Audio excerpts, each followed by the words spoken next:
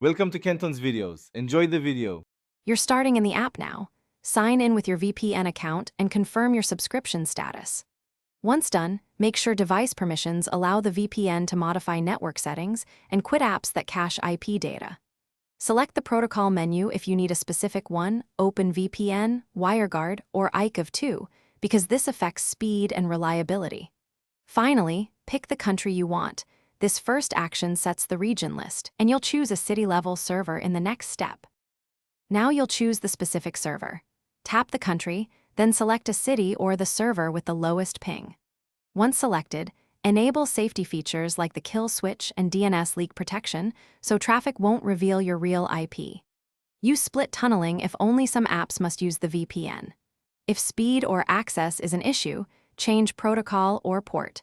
Switching to WireGuard or a TCP/443 port often helps. Save this as a profile so you can reconnect to the chosen server and give it a few seconds to establish the tunnel, then verify your new IP and country with a quick IP check.